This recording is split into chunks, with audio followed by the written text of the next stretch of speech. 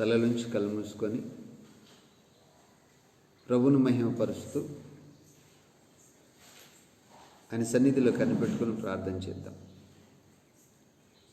నోరు తెరిచి ప్రభువును మహిమపరుస్తూ ఆయన ఘనపరుస్తూ నోరు తెరవాలి.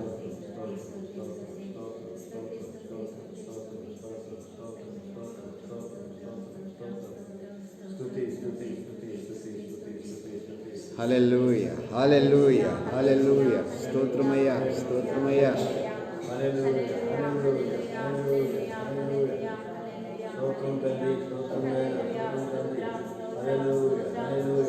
యేసయ్యను కనపరుచు.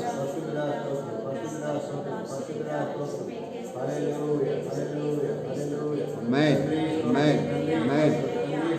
స్తోత్రం స్తోత్రం స్తోత్రం. నిత్యము ఆరాధించబడుతున్న మా తండ్రి నీకే స్తోత్రం నాయన. స్తోత్రం తండ్రి స్తోత్రం నాయన. స్తోత్రం తండ్రి. పరిశుద్ధుడా పరిశుద్ధుడా స్తోత్రం. పరిశుద్ధుడా స్తోత్రం. పరిశుద్ధుడా స్తోత్రం. హల్లెలూయా హల్లెలూయా హల్లెలూయా హల్లెలూయా. తండ్రి స్తోత్రం తండ్రి స్తోత్రం. పరమందున మా తండ్రి నీకే వందనాలు నాయన. వందనాలు తండ్రి. పరిశుద్ధాత్మడా నీకే వందనాలు. ఆమేన్. హల్లెలూయా హల్లెలూయా హల్లెలూయా.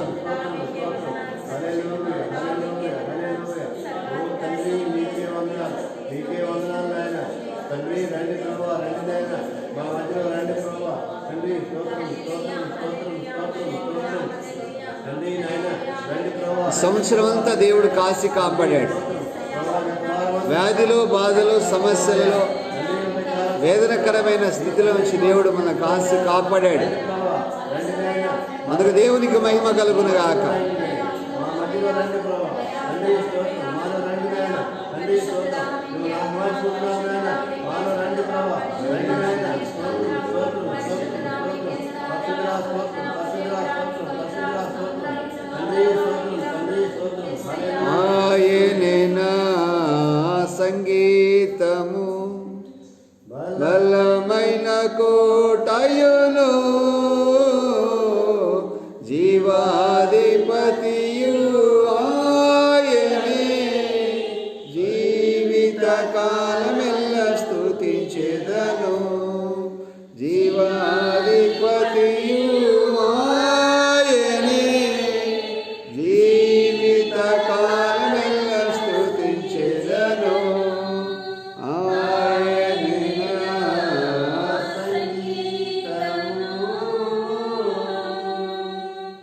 హల్లెలూయా హల్లెలూయా. ఇద్దరు ముగ్గురు నామమున ఏకీభవించిన వారి మధ్యలోన ఇద్దరు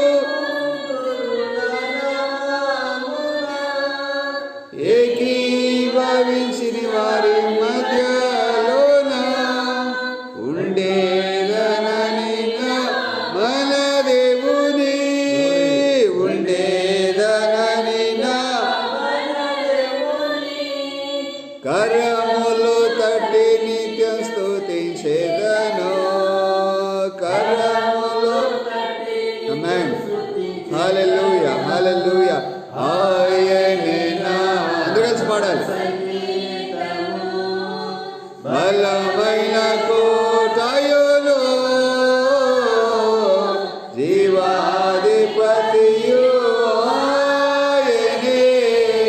జీవిత కాలమెల్ల జీవాధిపతియు ఆయనే. జీవిత కాలమెల్ల స్తుతించెదను. ఆయనే నా సంగీతము. Hallelujah hallelujah. Thank you Lord. Praise the Lord praise the Lord praise the Lord. మహిమాను స్తోత్రం స్తోత్రం స్తోత్రం. మహోన్నతుడా నీకే హల్లెలూయా. రండి ప్రభువా రండి. మాలో రండి ప్రభువా. అత్యున్నత సింహాసనాసీనుడైన మా తండ్రి, నీవు దయాళుడో గొప్ప దేవుడు ప్రభువా. ఈ పునరుద్ధానపు ఆరాధనలు ప్రభువా మమ్మల్ని ఈ రీతిగా సజీవ లెక్కలో ఉంచినందుకు వందనాలు. ఈ దినము చూడక ఎందరో చనిపోతున్నారయ్యా. మమ్మల్ని మాత్రం ఈ సజీవ లెక్కలు మమ్మల్ని కాపాడారు. మాకంటే గనులు, మాకంటే గొప్పవాళ్ళు, మాకంటే అందసందం కలిగిన వాళ్ళు, ఉన్నతమైన వాళ్ళు ఎందరో చనిపోతున్నారు, కానీ నీ సన్నిధిలో మమ్మల్ని బ్రతికించినందుకు వందనాలు. దయతో జ్ఞాపకం తెచ్చుకుని అద్భుతం చేసి నడిపించమని, ఈ వాక్య ధ్యానంలో కృప చూపించి నడిపించు. ఈ ఆన్లైన్లో ఎందరైతే వాక్యం ఉంటున్నారో వారు బలపడి ఆధ్యాత్మిక నీలో ఎదుగునట్లు కారించమని యేసు నామమున అడుగుతున్నాం తండ్రి. ఆమేన్. కూర్చో.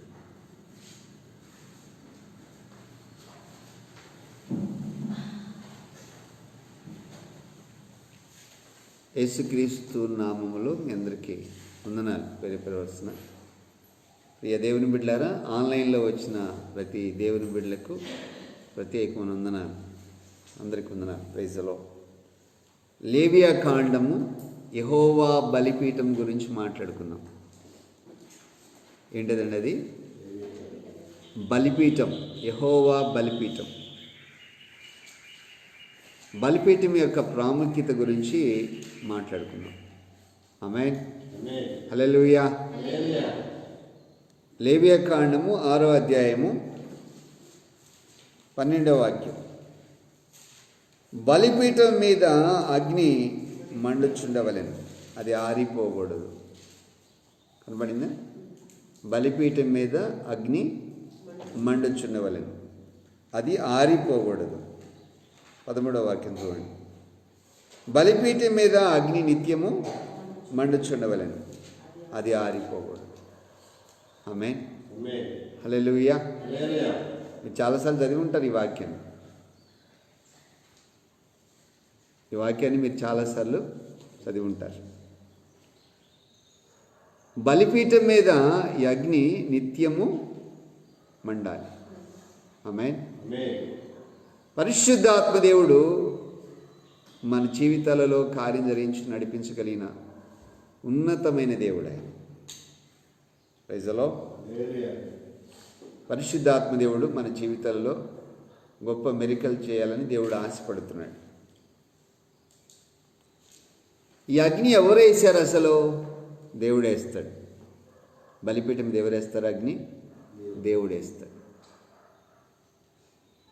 ఈ బలిపీఠం మీద అగ్ని నిత్యము దేవుడు వేస్తాడు.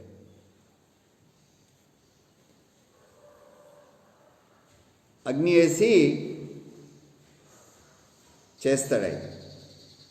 ఆమేన్. హల్లెలూయా. దహన బలులను, సమాధాన బలులను, పాప పరిహారార్థ బలులను, పాపక్షమాపణ కోసం అందులో కట్టెలేసి, ముందు కట్టెలు పెట్టి దాని మీద మాంసం పెట్టి దానిపైన కట్టెలేసి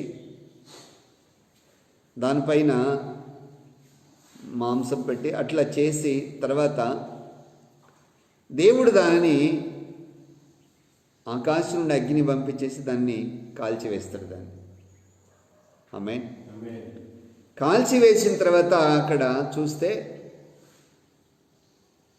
దేవుడు కాల్చిన తర్వాత ఆ సువాసనకి పరలోకం తెరవబడుతుంది. ఏం తెరవబడుతుంది? పరలోకం తెరవబడుతుంది. ఆ సువాసనతో దేవుడు వచ్చి మాట్లాడుతూ ఉంటాడు.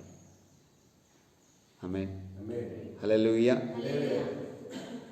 నేను ఎందుకు ఈ వాక్యాన్ని మీకు చెప్తున్నానంటే, యెహోవా బలిపీఠం మీద ఏ రీతిగా అయితే అగ్ని దిగవచ్చి దహన బలి పశువును అందులో ఉన్న కట్టెల్ని ఎన్ని నీళ్ళను పోయి దాని మీద కట్టెలను తడపడానికి, మాంసం తడపడానికి ఎన్ని నీళ్ళను పోయి ఎన్ని నీళ్ళు పోసినా సరే పైనుండి అగ్ని దిగొచ్చి బుగ్గి చేసి వెళ్ళిపోతుంది. కారణం ఏంటో తెలుసా?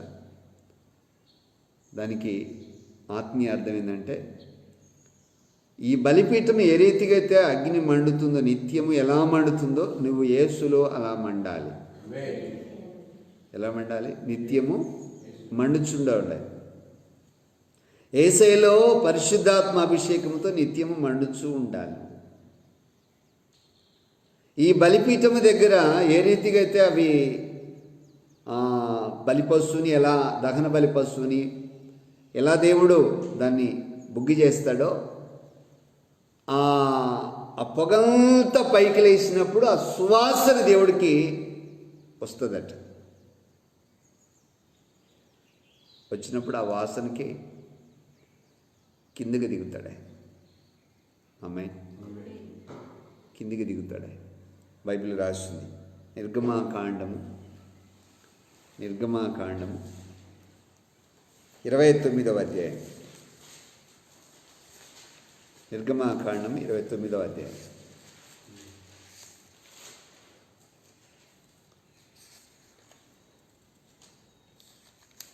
నిర్గమాకాండం 29వ అధ్యాయము 42వ వాక్యం. ఇది యెహోవా సన్నిధిని సాక్షపు గుడారం యొక్క ద్వారం వద్ద మీ తరతరములకు నిత్యముగా అర్పించు దహనబలి.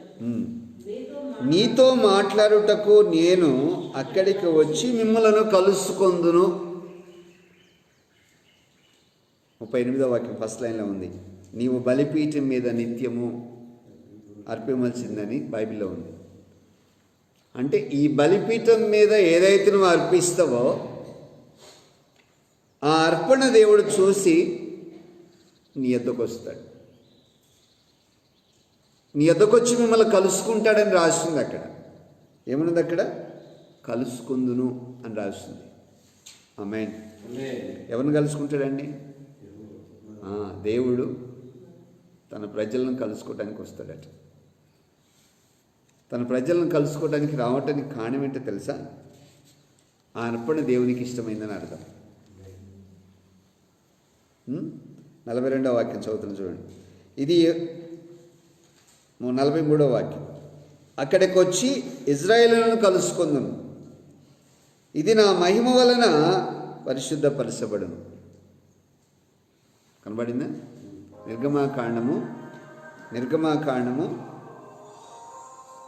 నిర్గమాకాండంలో 43వ వాక్యంలో 29-43వ వాక్యంలో రాయబడింది. అక్కడికి వచ్చి ఇజ్రాయేలులను కలుసుకుందును, అది నా వలన మహిమ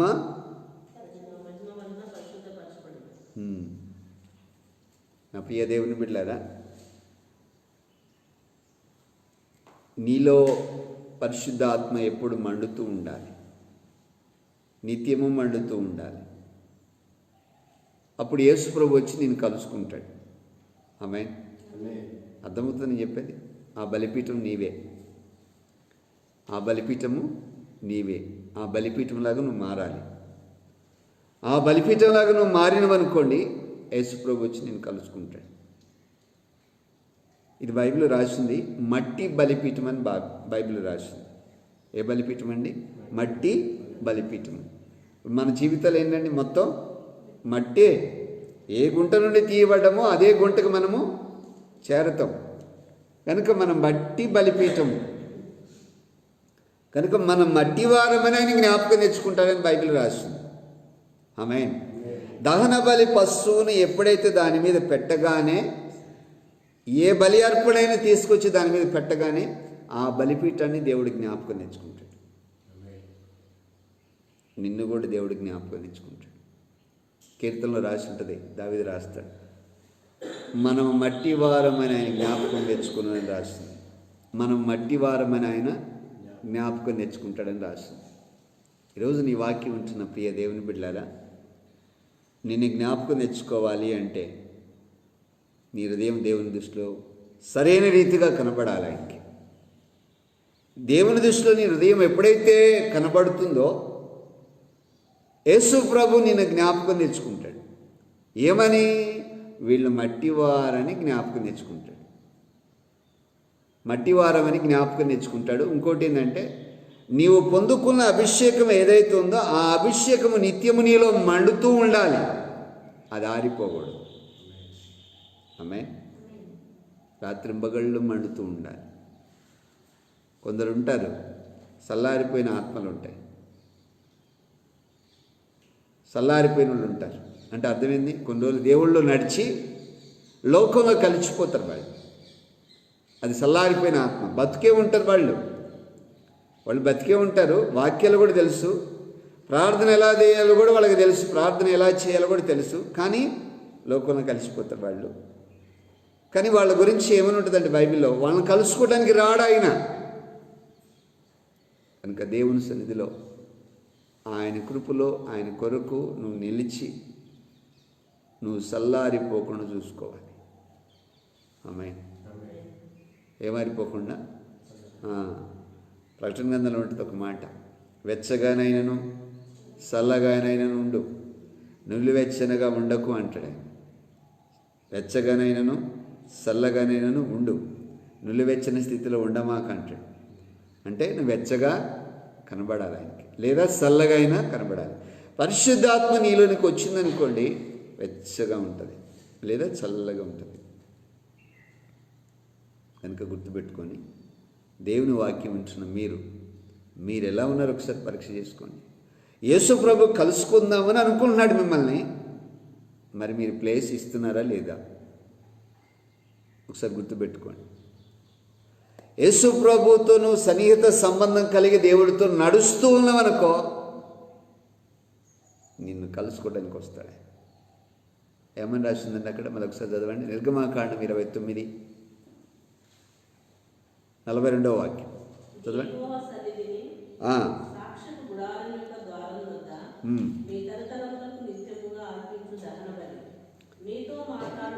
మరొకసారి రాసింది, ఈ బలిపీఠమును దేవుని మందిరపు ద్వారంకి ఎదురుగా ఉంటుందటండి.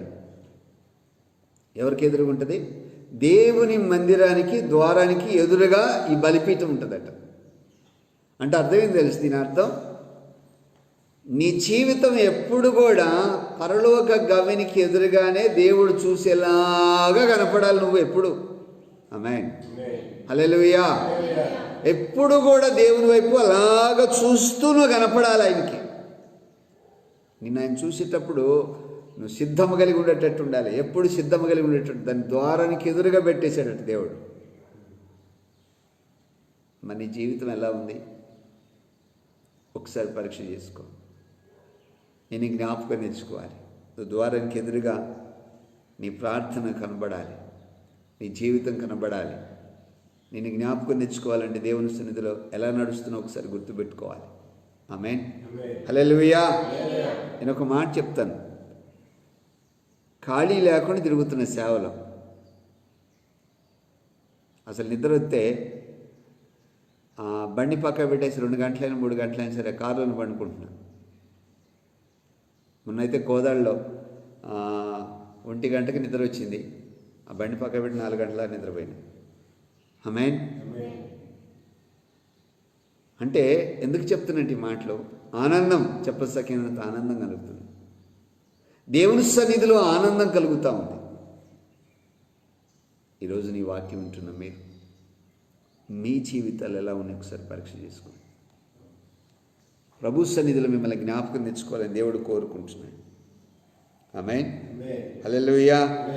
దేవుడి జ్ఞాపకాల్లోకి రావాలా వద్దా? నువ్వు అక్కడ చెప్పండి. రావాలా వద్దా? నీవు మట్టివారమని నీ జ్ఞాపకం తెచ్చుకోవాలి.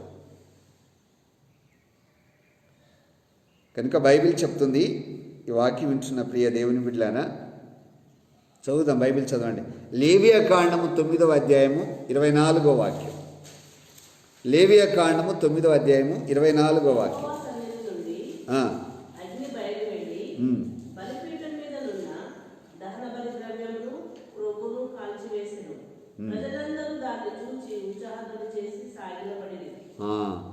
యేసు ప్రభు నిన్ను కలుసుకోవడానికి వచ్చిందనుకోండి, నీలో ఉత్సాహం కలుగుతుంది, ఆనందము సంతోషంతో నువ్వు ఆరాధన చేయగలుగుతావు, దేవుని మహిమపరచగలుగుతావు, ఆయన స్తుతించగలుగుతావు. ఎక్కడి నుంచి దిగి వస్తుందంటే బలిపీఠం మీదకి యెహోవా సన్నిధి నుండి బయలుదేరింది. అంటే పరలోక రాజ్యం నుండి అగ్ని దిగి వచ్చి ఈ దహన బలి పశువుని, దాని కొవ్వుని, దాని మీద పెట్టిన అర్పణంతా కూడా దేవుడు దహిస్తున్నాడు. ఇలా చేస్తుంటే ప్రజలు చూసే వాళ్ళందరూ ఏమయ్యారంటే వాళ్ళు సంతోషం, ఉత్సాహాన్ని చేస్తున్నారు. నా ప్రియ దేవుని బిడ్డలారా, దేవుడు నిన్ను కలుసుకోవాలని కోరుకోవాలి. దేవుడు నిన్ను కలుసుకోవాలని కోరుకోవాలి. ఆయన రెడీగా ఉన్నాడు నిన్ను కలుసుకోవాలి. మరి నీవు నిత్యం మండుచున్న అగ్ని బలిపీఠంలాగా నువ్వు కనపడాలి. అగ్గి ఆరిపోకుండా దైవజనులు ఏం చేస్తారు తెలుసా? నిత్యము రాత్రింబగళ్ళు కూడా కట్టెలు వేస్తూనే ఉంటారండి దాని మీద. పైనుంచి ఒక్కసారి అగ్ని పడుతుంది, ఇక అగ్గి ఆరిపోకుండా కట్టెలు వేస్తూనే ఉండాలి, వేస్తూనే ఉండాలి. ఇజ్రాయేల్ ప్రజలు అక్కడి నుంచి గుడారం లేపుకొని వేరే ప్లేస్కి వెళ్ళేంత వరకు అది మండుతూనే ఉండాలి. ఆ తర్వాత వాళ్ళు ప్రయాణం చేస్తూ వెళ్ళిపోతున్నారు అనుకోండి, అగ్గి ఆరిపోతుంది, మళ్ళీ వెళ్ళిపోతారు, మళ్ళీ స్టార్ట్ అవుతుంది. ఆమేన్, హల్లెలూయా. కనుక అగ్ని నిత్యం మండుతుండాలి.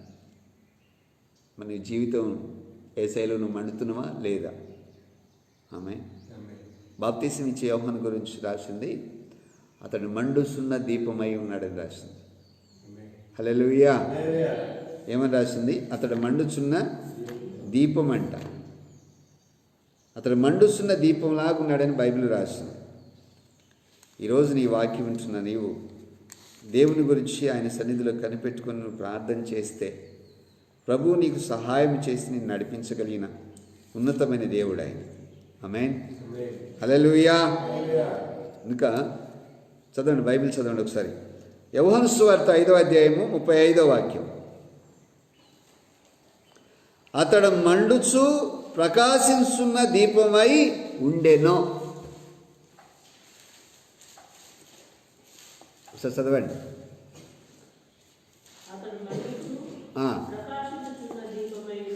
అతడు మండుచు ప్రకాశించుచున్న దీపమై ఉండెను. ఆమేన్. మనం ఎలా ఉన్నావు? మండుచున్న దీపంలాగా ఉన్నావా, ఆరిపోయే దీపంలాగా ఉన్నావా? అతడు మండుచు ప్రకాశించుచున్న దీపం. దేవుడు నిన్ను అలా వాడుకోను గాక, అలాగే దేవుడు నిన్ను స్థిరపరచును గాక. ఆయన దయ, ఆయన సంకల్పం నీ మీదకి వచ్చింది. నిన్ను కలుసుకోవాలని కోరుకుంటున్నాడు. నీ కుటుంబంతో సన్నిహిత సంబంధం కలిగి ఆయన బ్రతకాలని కోరుకుంటున్నాడు. విశ్వసించి నమ్మేకుంచి దేవుని సన్నిధిలో కనిపెట్టుకుని ప్రార్థన చేస్తే మన జీవితంలో కార్యం చేస్తాడు. ఆమేన్. పరిశుద్ధాత్మ దేవుడు నీ పట్ల కార్యం ధరించి నడిపిస్తాడు. ఉన్నతమైన అభిషేకం నువ్వు పొందుకొని ఆయన కొరకు నిలిచినట్టయితే నిశ్చయంగా దేవుడు కార్యం చేస్తాడు. ప్రైజ్ ది లార్డ్, హల్లెలూయా. కనుక ఈ బలిపీఠము ఒకవేళ నువ్వు దేవుళ్ళు చక్కగా లేకుండా పడిపోయినవే అనుకో, తిరిగి మళ్ళీ కట్టుకో.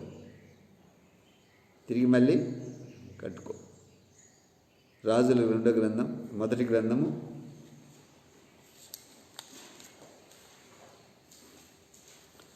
18వ అధ్యాయంలో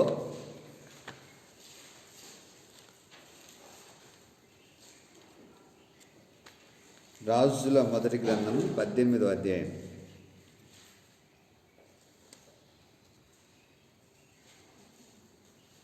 30వ వాక్యం. అప్పుడు ఏలియా నా దగ్గరకు రండి అని జనులందరితో చెప్పగా జనులందరూ అతని యొద్దకు వచ్చారు. అతడు కింద పడద్రోయబడిన ఉన్న యెహోవా బలిపీఠమును బాగు చేసి, ఎవరు బాగు చేశారండి? బాగు చేసింది ఎవరు? యెహోవా బాగు చేసిండా? సరిగ్గా చదవండి. ఎవరు బాగు చేశారు? ఏలియా అంటే ఎవరండి? దైవజనుడు. ఎవరు? ఏలియా అంటే దైవజనుడు. నువ్వు పడిపోయినవనుకో, దైవజనుడు నేను బాగు చేస్తాడు. ఎవరు బాగు చేస్తారు? రావాలి, నీ పరిస్థితి ఏందని చెప్పాలి. చెప్తే నీకోసం తన స్వస్థలతో నీ తరపున చేతుల పైకెత్తి ప్రార్థన చేస్తాడు. కీర్తనలు ఏమని ఉంటుంది తెలుసా? యెహోవా సేవకులంట, యెహోవా యాజకులంట దేవుని సన్నిధిలో రాత్రింబగళ్ళు రాత్రంతా కూడా నిలిచుండి ప్రజల తరపున విజ్ఞాపన చేస్తారట. ఎవరు పడిపోయారా అని వాళ్ళ కోసం విజ్ఞాపన చేస్తారు. దైవజనులను బాగు చేస్తారు. యేసు ప్రభువు నిన్ను బాగు చేస్తాడు. రాగలిగే మనసు నీకు ఉండాలి, కానీ రావాలని మనసు కనుక నీకుంటే, ఒకసారి రక్షించబడి నువ్వు పడిపోయినవనుకో, యేసు ప్రభువు నిన్ను బాగు చేస్తాడు. ఆమేన్. ఇజ్రాయేల్ ప్రజలందరూ కూడా పడిపోయారు, లోకంలో కలిసిపోయారు, దేవుని ఆరాధించడం మానేశారు, విగ్రహ ఆరాధన చేస్తున్నారు. ఆ దినాల్లో ఏలియా దగ్గర పిలిచి అన్నాడు, అందరు రండి నా దగ్గరికి అన్నాడు. అందరూ వచ్చారు, పర్వతం దగ్గరికి వచ్చారు. యెహోవా బలిపీఠం ఎన్ని సంవత్సరాలు అవుతుందో దాన్ని బాగు చేయక ఎవ్వరు పట్టించుకోవట్లా. దగ్గరకు వచ్చి దాన్ని బాగు చేశాడు ఆయన. ఆమేన్. ఏం చేశాడంటే బాగు చేశాడు. 31వ వాక్యం, యెహోవాకు ప్రత్యక్షమై నీ నామము ఇశ్రాయేలునని వాగ్దానం పొందిన యాకోబు సంతతి గోత్రముల లెక్క చొప్పున 12 రాళ్లను తీసుకుని ఆ రాళ్ల చేత యెహోవా నామమున ఒక బలిపీఠమును కట్టించి దాని చుట్టూ 2 మాదికల గింజలు పట్టునంత లోతుగా కందకం ఒకటి త్రవ్వించి కట్టెలను క్రమముగా పేర్చి ఎద్దును తునకలుగా కోసి ఆ కట్టెల మీద ఉంచి జనులు చుట్టుచుండగా మీరు 4 తొట్ల నిండా నీళ్లు నింపి దహనబలి పశుమాంసం మీదను కట్టెల మీదను పోయడని చెప్పాను. ఆమేన్. ఒకసారి మీరు ఈ వాక్యాన్ని గమనిస్తున్న ప్రియ దేవుని బిడ్డలారా, ప్రభువు సెలవిస్తున్నాడు ఈ మాటలో, యెహోవా బలిపీఠమును బాగు చేసిన తర్వాత ఇజ్రాయేలు గోత్రికుల నామములో 12 రాళ్ళు తీసుకోమన్నాడు. ఎన్ని రాళ్ళు అండి? 12 రాళ్ళు తీసుకోమన్నాడు. బలిపీఠం కట్టారు, దాని చుట్టూరు కందెకం తోయారు, 2 మానికలను గింజలు పెట్టేంతకు లోతు తొమ్మారు, కట్టెలు పేర్చారు, పశువుని దాని మీద పెట్టారు, నీళ్లు పోపించారు, కందకులోంచి నీళ్లు పారేలాగా చేసింది, బలిపీఠం చుట్టూరు నీళ్లు పారేలాగా చేసింది. ఏలియా ప్రార్థన చేశాడండి. ప్రార్థన చేయగానే 38వ వాక్యం చూడండి ఒకసారి. 38వ వాక్యం, అతడు ఇలాగూ ప్రార్థన చేస్తుండగా యెహోవా అగ్ని దిగి దహనబలి పశువును కట్టెలను రాళ్లను బుగ్గిని దహించి కందకమందున్న నీళ్లను ఆరిపోజేసెను. ఆమేన్. ఎవరు దించారు అగ్ని? దేవుడు దించాడు. నిన్ను బాగు చేసేది దేవుడే. ఎవరెవరో బాగు చేస్తారని ఎటు పరిగెత్తక దేవుని సన్నిధిలో నువ్వు కనిపెట్టుకొని దేవుని దగ్గరకు వచ్చి, నా పరిస్థితి ఇలా ఉంది దేవా, నేను ఏం చేయాలో అర్థం కావట్లేదని ఒక్కసారి యేసు ప్రభు దగ్గరికి ఇజ్రాయేల్ ప్రజలు వచ్చినట్టుగా నువ్వు చెప్పినవనుకో, నిన్ను ఆయన బాగు చేస్తాడు. శారీరకంగా బాగు చేస్తాడు, మానసికంగా బాగు చేస్తాడు, ఆధ్యాత్మికంగా బాగు చేస్తాడు. నిన్ను ఆయన స్థిరపరుస్తాడు, బాగు చేసి నిన్ను స్థిరపరుస్తాడు. నీ పరిస్థితి ఏందని తెలుసుకుంటాడు ఆయన. ఆమేన్. దేవుని యొక్క వాక్యం సెలవిస్తూ ఉంది, దేవుని సన్నిధిలో ఎదురు చూస్తూ అని కొరకు కనిపెట్టుకోవాలి. నీ పట్ల దేవుడు సిద్ధం చేసిన ఆశీర్వాదం దేవుడు నీకు ఇస్తాడు. నేను కలుసుకోవాలని ఎవరికి ఆరాటం బాగా ఎవరికి ఉందండి? దేవుడికి ఉంది. ఆమేన్. నువ్వు అనుకుంటావు నాకుంది బాగా, దేవుడి దర్శనం చూడాలి, దేవుడి దర్శనం చూడాలని బాగా ఉర్రూతలు ఊగుతూ ఉంటావు. కానీ ఎవరికి ఎక్కువ ఆశ ఉంది? గడి చెప్పాలి మీరు. ఎవరికి ఎక్కువ ఉంది? దేవునికి ఎక్కువ ఉంది. నిన్ను కలుసుకోవాలని దేవుడికి ఎక్కువ ఉంది. నువ్వు ఎలా ఉండినా సరే యేసయ్య నిన్ను కలుసుకోవాలనుకుంటున్నాడు. నువ్వు ఏ స్థితిలో ఉండినా ఎలా ఉండినా యేసు ప్రభు నిన్ను కలుసుకొని నిన్ను స్థిరపరచాలని దేవుడు ఉద్దేశం కలిగి ఉన్నాడు. కానీ ఉన్నపాటుని యేసయ్య దగ్గరికి రావాలి. ఆమేన్. ఎవరి దగ్గరికి రావాలి? యేసయ్య దగ్గరికి రావాలి. నిన్ను కలుసుకుంటాడు ఆయన. బైబిల్ చదవండి ఒకసారి. మొదటి దినవృత్తాంతం గ్రంథం, మొదటి దినవృత్తాంతం 21వ అధ్యాయం. మొదటి దినవృత్తాంతములు 21వ అధ్యాయం. ఇక్కడ గాదు ప్రవక్త 21వ అధ్యాయంలో దావీదు దగ్గరకు వస్తాడు. వచ్చి దావీదుతో అంటారు, 3 విషయాలు నీతో చెప్తున్నాను, 3 ఏళ్ల పాటు కరువు రావటం నువ్వు కోరుకుంటావా, లేదా 3 నెలల పాటు శత్రు భయం చేత నువ్వు తరమబడతావా? 12వ వాక్యంలో ఉంది అది. తరమబడతావా, లేదా 3 దినముల పాటు తెగుళ్ళు దేశం మీద వస్తుంది, దీనికి ఏదైతే అగ్రి అవుతావో, దీనికి ఏదైతే నువ్వు ఓకే అంటావో అది నాతో చెప్తే నన్ను పంపిన ఆయన దగ్గరికి వెళ్ళి నేను చెప్పాలి అంటాడు. Praise the lord. 12వ వాక్యంలో రాయబడింది ఆ మాట.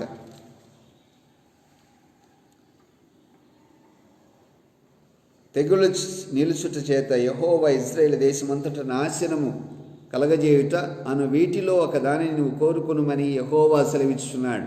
కావున నన్ను పంపిన వారికి నేను ఏమి ప్రత్యుత్తరం ఇవ్వలేనో దాన్ని యోచించి నాతో చెప్పు, నేను వెళ్ళి ఆయనతో చెప్పాలి, నా దేవుడితో నేను చెప్పాలి అని గాదు దావీదుతో మాట్లాడు. Praise the Lord. హల్లెలూయా. దావీదు అంటాడు 13వ వాక్యంలో, అందుకు దావీదు, నేను మిక్కిలి ఇరుకులో చిక్కి ఉన్నాను, యెహోవా మహాకృప గలవాడు, నేను మనుషుల చేతులలో పడక ఆయన చేతుల్లోనే పడుదునుగాక. ఆమేన్. మనుషుల చేతిలో పడటం మంచిదంటారా, దేవుడి చేతిలో పడటం మంచిదంటారండి? మనుషుల చేతిలో పడితే ఏమవుతుంది? లేని ఉన్ని అన్ని నీ చరిత్ర అంతా చెప్తూ ఉంటారు. దేవుడు చెప్తాడా నీ గురించి? ఒకసారి నిన్ను దేవుడు క్షమించిన తర్వాత నువ్వు ఎలా అంటాడని మరి రిపీట్గా మాట్లాడతాడా? ఈ దావీదుకి బాగా తెలిసినట్టుంది. అందుకంటున్నాడు, యెహోవా కృప కలిగిన వాడు, నేను మనుషుల చేతిలో పడడం కంటే దేవుని చేతిలో పడటం మంచిది అనుకున్నాడు. చెప్పాడు, దేవుడితో చెప్పాడు ఈ మాట. వెళ్ళిపోయాడు, దూత వెళ్ళిపోయాడు అక్కడికి. 70,000 మంది చచ్చిపోయారు ఆ తెగుళ్ళ చేత. ఎంతమంది అండి? 70,000 మంది. 14వ వాక్యంలో రాసింది 70,000 మంది చచ్చిపోయారు. 15వ వాక్యంలో రాయబడింది అక్కడ, యెరూషలేమును నాశనము చేయుటకై దేవుడు ఒక దూతను పంపెను. అతడు నాశనము చేయబోతుండగా యెహోవా చూసి ఆ చేటు విషయమై సంతాపం నుండి నాశనము చేయు దూతతో, చాలును, ఇప్పుడు నీ చెయ్యి ఆపమని సెలవీయగా ఆ దూత వెళ్ళిపోయి భూమి మీద దిగాడు. ఆయన ఆమె ఎక్కడ దిగాడండి? యెబూసీయుడైన ఒర్నాను కళ్ళమ దగ్గర నిలిచిపోయాడు. యెరూషలేము మీద కూడా చేయి జాపు, నాశనం చేయని చెప్పాడండి దేవుడే. 70,000 మంది ఇలా చేయి జాపుగానే అలా చెయ్యిలా వస్తూ ఉంది, చచ్చిపోయారు. 70,000 మంది, ఒకళ్ళు కాదు, ఇద్దరు కాదు. ఎంతమంది? 70,000 మంది చచ్చిపోయారు. ఆ టైంలో దావీదున్న ఏరియాకి వస్తుంది చెయ్యి, దావీదున్న ప్రాంతానికి దేవుని హస్తం వస్తుంది, యెరూషలేముకి వస్తుంది ఆ చెయ్యి. చాపు, యెరూషలేము మీద కూడా చెయ్యి చాపన్నాడు దేవుడు. చాపితే అక్కడికి వచ్చిన తర్వాత ఏమైంది? దేవుడే చూసి జాలిపడి ఆపు, చెయ్యి వెనక్కి అన్నాడు. మళ్ళీ వెంటనే స్పాట్లో. ఆమేన్. హల్లెలూయా, హల్లెలూయా, హల్లెలూయా. గడి చెప్పాలి అందరూ హల్లెలూయా. కనుక ఈరోజు నీ వాక్యం వింటున్న నీవు, ఆ తర్వాత భూమి మీదకి దిగిండండి. ఆయన భూమి మీదకి దిగాడు. 17వ వాక్యంలో 16వ వాక్యంలో రాసింది, దావీదు కన్నులెత్తి చూడగా భూమి ఆకాశముల మధ్యన నిలుసు వరతీయసిన కత్తి చేత పట్టుకొని ఉన్న దానిని యెరూషలేము మీద చాపిన యెహోవా దూత కనబడెను. అప్పుడు దావీదును పెద్దలను గోనుపట్ట కట్టుకుని వారై సాష్టాంగ నమస్కారం చేసిండట. దావీదుతో ఉన్న పెద్దలు, దావీదు అందరు కలిసి సాష్టాంగ నమస్కారం చేశారు. గాదు కూడా అక్కడే ఉన్నాడు. గాదుతో దేవుడు అంటాడు, ఏమంటాడంటే అక్కడ బైబిల్ రాసింది, 18వ వాక్యం చదవండి ఒకసారి, గట్టిగా చదవండి పెద్దగా. యెబూసీయుడైన ఒర్నాను కళ్ళమునందు యెహోవాకు ఒక బలిపీఠమును కట్టించుటకై దావీదు అచ్చటికి వెళ్ళవలనని దావీదునకు ఆజ్ఞిమ్మని యెహోవా దూత గాదునకు సెలవీయగా. ఇక్కడ దేవదూత దావీదు కనపడుతుండు, పెద్దలకు కనపడుతున్నాడు, ప్రవక్తకు కనపడుతున్నాడు. కానీ మాట్లాడింది ఎవరితో మాట్లాడుతున్నాడు? దైవజనుడైన గాదుతో మాట్లాడుతున్నాడు. నీవు బాగా పాటలు పాడగలవు. దావీదు బాగా పాటలు పాడగలడు. దావీదు ఎక్కువగా దేవుణ్ణి ఘనపరచగలడు. దినమునకు 7 మార్లు స్తుతిస్తాడు. దావీదు పాడినట్టుగా గాదు కూడా పాడడం.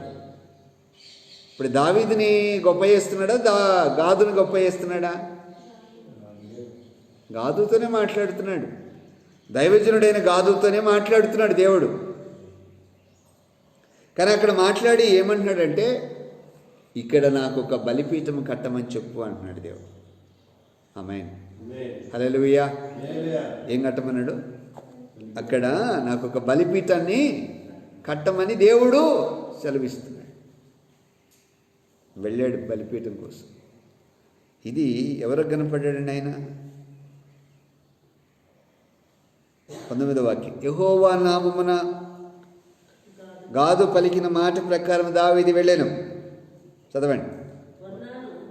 ఉన్నాను అప్పుడు గోధుమలు నూర్చుచుండెను. అతడు వెనుకకు తిరిగి దూతను చూసినప్పుడు అతడును అతనితో కూడున్న జనములు ఆ 4 కుమారులు కూడా దాక్కుండా. ఇలా అసలు ప్రార్థన చేయట్లేదు, కానీ వీళ్ళకు కూడా కనపడ్డాడు ఆయన. వీళ్ళకు కూడా కనిపించాడు. వీళ్ళు పారిపోయారు. ఇట్లా వంగి కొడుతున్నారు, తుల్ల కొడుతున్నారు, వాటిని నురుపుతున్నారు. ఇలా లేచి చూస్తే వెనక ఉన్నాడు ఆయన. ఆమేన్. ఎక్కడ ఉన్నాడంటే ఆయన వెనక ఉన్నాడు. ఎవరైనా దూసిని కత్తి చేత పట్టుకొని వరలోంచి దూసి కత్తి తీసుకొని నిలబడి చూస్తున్నాడు. ఆమేన్, హల్లెలూయా. ఆ తర్వాత దావీదు వెళ్ళిపోయాడు, వాళ్ళతో మాట్లాడాడు. దాన్ని వెండితో కొనేశాడు స్థలాన్ని. అక్కడ ఎద్దులు ఉన్నాయి వర్ణాని, ఆ ఎద్దులను కూడా కొనేశాడు. బండిని కొనేశాడు. దాన్ని కట్టెలు కట్ చేసి మొత్తం ఎద్దులు కట్ చేసి బలిపీఠం మీద పెట్టాడు. అంతా పెట్టిన తర్వాత లాస్ట్లో అక్కడ చూస్తే బైబిల్ రాస్తుంది, చదవండి ఒకసారి. ఆ భూమిని కొనేశాడు. 26వ వాక్యం, పిమ్మట దావీదును యెహోవాకు అచ్చట ఒక బలిపీఠము కట్టించి దహన బలులను సమాధాన బలులను అర్పించి యెహోవాకు మొరపెట్టగా ఆయన ఆకాశం నుండి దహన బలి బలిపీఠం మీదికి అగ్ని వలన అతనికి ప్రత్యుత్తరమిచ్చెను. యెహోవా దూతకు ఆజ్ఞాపింపగా అతడు తన కత్తిని మరలా వరలో వేసెను. ఆమేన్. అర్థమైంది తెలుసండి. దీని మీనింగ్ ఏం తెలుసా? నువ్వు దేవుని దగ్గరకు వస్తే నీ మీదున్న కోపం, నీ మీదున్న ఉగ్రత మొత్తం సమస్య పోతుంది. నువ్వు దేవుని దగ్గరకు వస్తే మొత్తం పోతుంది. నువ్వు రాకముందు నీ మీద చాలా కోపం ఉంది దేవునికి. నువ్వు ఎప్పుడైతే ప్రార్థన చేయటానికి వచ్చావో నీ మీద ఉన్నంత కోపం అంతా పోతుంది. ఆమేన్, హల్లెలూయా. నీ మీద కోపం అంతా పోతుంది. సాతాను గాడు ప్రేరేపించాడు దావీదుని. నిన్ను కూడా ప్రేరేపించి లోకంలో కలిసేలాగా చేస్తాడు. అది గుర్తుపెట్టుకొని యేసు ప్రభు వైపు చూస్తే నీ జీవితంలో గొప్ప మెరికలు దేవుడు జరిగిస్తాడు.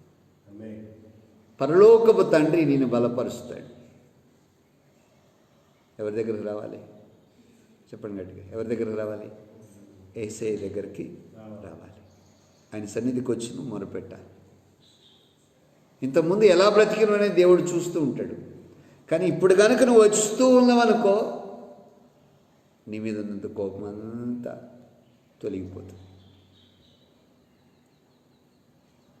కనుక ఈ కత్తి తీసుకొని, వరలో ఉన్న కత్తి తీసి నిలబడ్డాడు. అంటే యుద్ధానికి రెడీగా ఉన్నట్టున్నాడు ఆయన. ఆమేన్. హల్లెలూయా. యుద్ధానికి రెడీగా ఉన్నట్టుగా కనబడుతున్నాడు. యెహోషువ గ్రంథంలో కూడా కనబడుతుంది. యెరూషలేము యెరికో పట్టణం మైదానంలో యెహోషువ నిలబడి ఉంటాడు. దూసిన కత్తి చేత పట్టుకొని ఆయన ఒక ఆయన ఉన్నాడు అక్కడ. చదవండి ఒకసారి యెహోషువ గ్రంథము, యెహోషువ గ్రంథము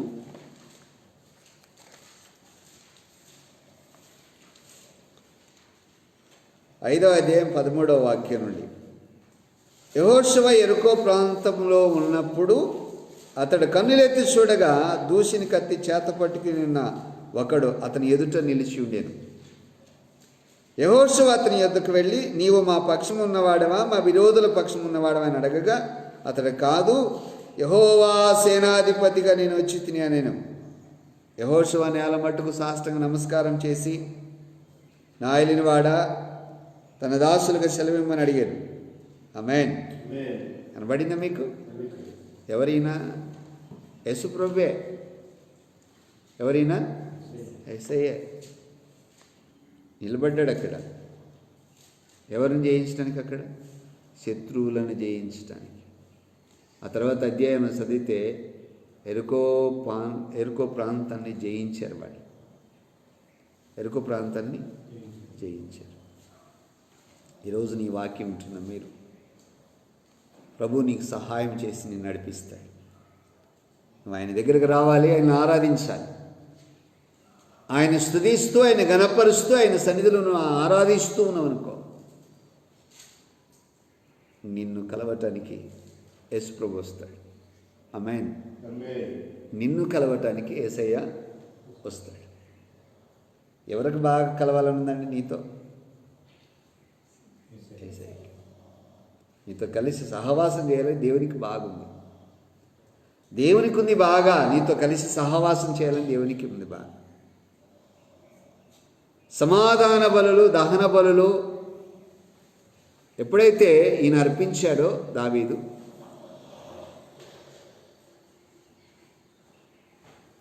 అర్పించారో, దేవుని యొక్క మహాకృపలో ఆయన సన్నిధిలో కనిపెట్టుకుని ప్రార్థన చేస్తున్న దావీదు తనను స్థిరపరుస్తున్నాడు. దావీదుని దేవుడు స్థిరపరుస్తున్నాడు. నా ప్రియమైన దేవుని బిడ్డలారా, యేసు ప్రభు వైపు చూడండి. నీ జీవితం ఎలా ఉండాలి తెలుసా? యెహోవా బలిపీఠం మీద అగ్ని నిత్యం ఎలా మండుతుందో నీవు దేవుని కొరకు అలాగా మండాలి. హల్లెలూయా. దహన బలి పశువు కోసం ఎలా అయితే అది దహించడానికి ఎలా మండుతుందో నువ్వు దేవుని కొరకు అలాగా మండుతూ ఉండాలి. బాప్తీసం ఇచ్చే యోహాను ఎలా అయితే దేవుని కొరకు ఎలా మండుతూ ఉన్నాడో నువ్వు అలా మండుతూ ఉండాలి. ఆమేన్ అనరా? నీరసం ఉందా మీకేమన్నా? దేవుని సన్నిధిలో అలా మండుతూ, దేవుని మహిమపరుస్తూ, ఆయన ఆరాధిస్తూ, ఆయన సన్నిధిలో నిలుస్తూ ఉంటే మీ జీవితాలు ఆశీర్వాదకరంగా ఉంటాయి. హల్లెలూయా. కనుక మండుతూ దేవుని గణపరుస్తూ ఆయన సన్నిధిలో కనిపెట్టుకుని ప్రార్థన చేయాలి. ఆదికాండం 15వ అధ్యాయంలో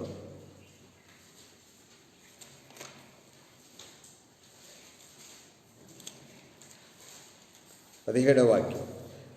మరియు ప్రొద్దు కుంగి కటిక చీకటి పడినప్పుడు రాజుస్తున్న పొయ్యియు అగ్ని జ్వాలయును కనబడి ఆ ఖండముల మధ్య నడిచిపోయాను. ఏముందండి? ఎవరు నడిచారంట? యేసే నడిచారు. రాజుస్తున్న పొయ్యి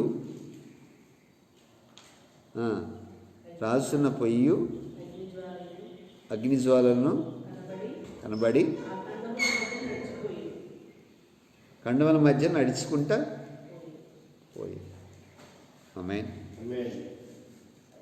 ఈరోజు నీ వాక్యం వింటున్న ప్రియ దేవుని బిడ్డలారా, దేవుడు చెప్పిన మాటల్ని గుర్తుపెట్టుకొని దేవుని సన్నిధిలో దేవుడు ఏదైతే సెలవిచ్చాడో ఆ దినములలో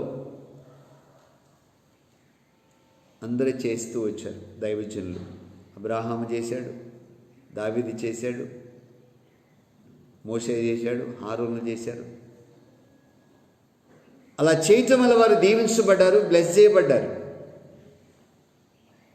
నీలో అగ్ని, పరిశుద్ధాత్మ అగ్నికి ప్లేస్ ఉందా లేదా ఒకసారి గుర్తుపెట్టుకోవాలి. పరిశుద్ధాత్మ అభిషేకం పొందుకోవాలి. పరిశుద్ధాత్మ అగ్ని నీలో ఉంటేనే నిన్ను కలుసుకోవడానికి ఆయన వస్తాడు. ఆమేన్, హల్లెలూయా. నిన్ను కలుసుకోవడానికి ఆయన వస్తారు. మట్టి బలిపీఠం, యెహోవాకు మట్టి బలిపీఠాలు కట్టాలి అనగా నిన్నువే దేవునికి సమర్పించుకోవాలి. నిన్నువే దేవునికి అంకితం అయిపోవాలి, సమర్పణలోకి రావాలి. ఎప్పుడైతే ఇలా సమర్పణలోకి నువ్వు వస్తూ దేవుణ్ణి ఆరాధిస్తూ ఉన్నావు అనుకో, ప్రభు నీకు సహాయం చేసి నిన్ను నడిపిస్తాడు. కనుక ఈ వాక్యం విన్న మీరు మిమ్మల్ని మీరు తగ్గించుకొని ఆయన సన్నిధిలో కనిపెట్టుకొని ప్రార్థన చేయండి. యేసు ప్రభు మీకు సహాయం చేసి నడిపిస్తాడు. ఆమేన్, హల్లెలూయా. కనుక యెహోవాకు బలిపీఠము కట్టి ఆయన ఆరాధించి ఆయన సన్నిధిలో కనిపెట్టుకుని ప్రార్థన చేయాలి. అబ్రాహాము బలిపీఠం కట్టాడు, యాకోబు కట్టాడు, ఇస్సాకు కట్టాడు. ఇలా చాలామంది దైవజనులు కడుతూ వచ్చారు. కట్టి అక్కడ ప్రార్థన చేయగానే దేవుడు వాళ్ళని దర్శిస్తూ వచ్చాడు.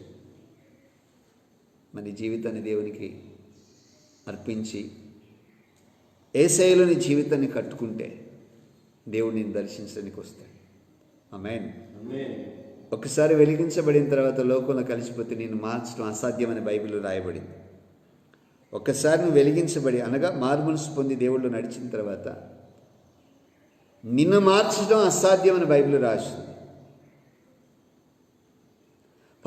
పలుసార్లు నేను బతిలాడుతూ ఉంటాడు, దైవజనులు బతిలాడుతూ ఉంటాడు, విశ్వాసుల ద్వారా బతిలాడుతూ ఉంటాడు. ఇలా కాదు అలా అని బతిలాడుతూ ఉంటాడు. అయినా సరే నువ్వు మారకపోతే నీకు ప్రమాదం.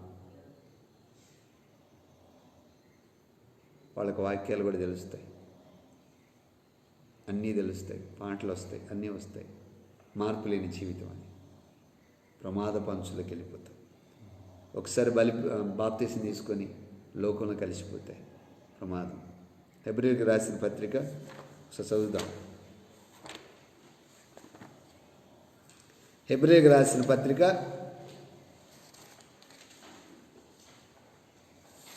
1వ అధ్యాయం 2వ అధ్యాయం 3వ వాక్యం.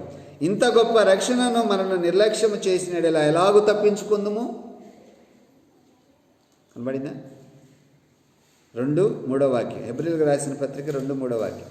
ఇంత గొప్ప రక్షణను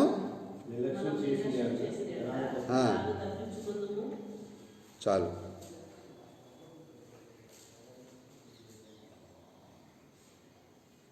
ఇక్కడ చూడండి బైబిల్లో హెబ్రీయులకు రాసిన పత్రిక 6వ అధ్యాయము 4వ వాక్యం. ఒకసారి వెలిగించబడి పరలోక సంబంధమైన వరమును రుచి చూసి పరిశుద్ధాత్మలో పాలిన వారై దేవుని దివ్యవాక్యమును రాబో యుగ సంబంధమైన శక్తుల ప్రభావం అనుభవించిన తరువాత తప్పిపోయిన వారు తమ విషయములోనూ దేవుని కుమారుని మరలా సిలువ వేయచ్చు బాహాటముగా ఆయనను అవమానపరుస్తున్నారు. కనుక మారు మనసు పొందినట్లు అట్టి వారికి నూతన పరుచుట అసాధ్యము. ఒక్కసారి బాప్తీసం తీసుకుని లోకంలో కలిసిపోయి ఇష్టానుసారంగా మందు అవన్నీ గుట్కాలు అన్నీ తినుకుంటూ తాగుతూ ఇష్టానుసారంగా బ్రతుకుతూ ఉన్నారనుకో, వాళ్ళని మార్చడం అసాధ్యము అని బైబిల్ చెప్తుంది. నా మాటలు కాదు, వాళ్ళని మార్చడం అసాధ్యము అని బైబిల్ చెప్తుంది. ఇంత గొప్ప రక్షణ నిర్లక్ష్యము చేసినలా మనం ఎలాగూ తప్పించుకున్నాం. ఇక్కడ ఏమని ఉంది బైబిల్లో? ఒకసారి 4వ వాక్యం. ఒకసారి వెలిగించబడి పరలోక సంబంధమైన వరమును రుచి చూసి పరిశుద్ధాత్మలో పాలిన వారమై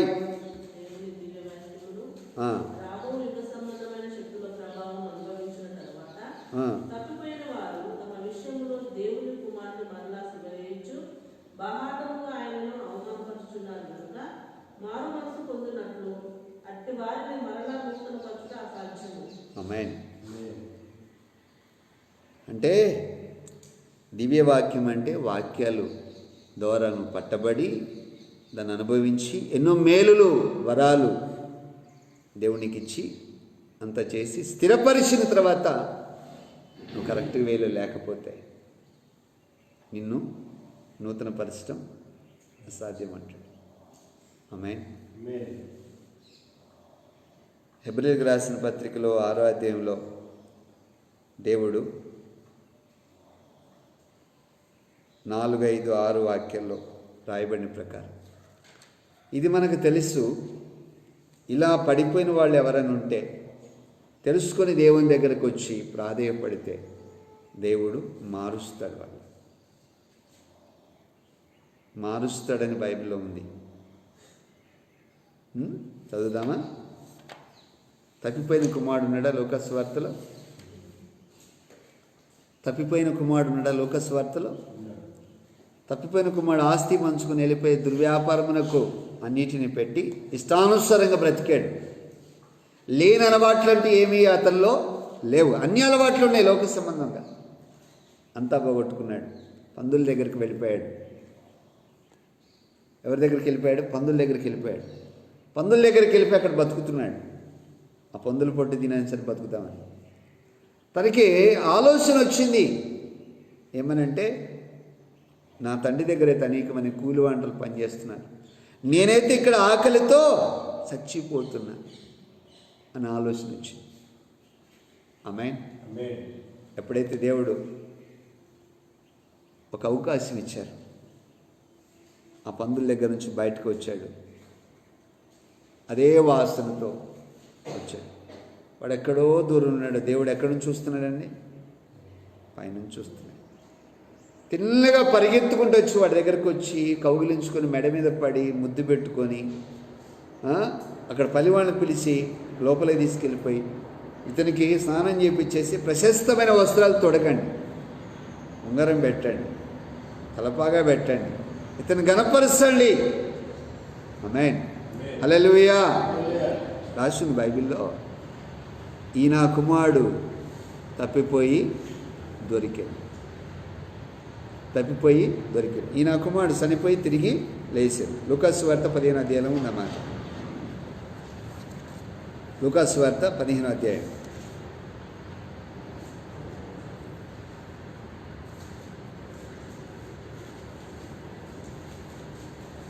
24వ వాక్యం. ఈ నా కుమారుడు చనిపోయి మరలా బ్రతికాను, తప్పిపోయి దొరికినని చెప్పాను. ఆమేన్. కనబడిందా? నువ్వు దేవుళ్ళో ఉంటే అందరూ హెబ్రీయులకు రాసిన పత్రికలో ఉన్న వాక్యాన్ని పట్టుకొని ఊగులాడుతూ ఉంటారు, అసాధ్యమని చాలామంది. దానికి బదులు రిఫరెన్స్లు ఎవరు పట్టుకోరు, చూడరు అసలు.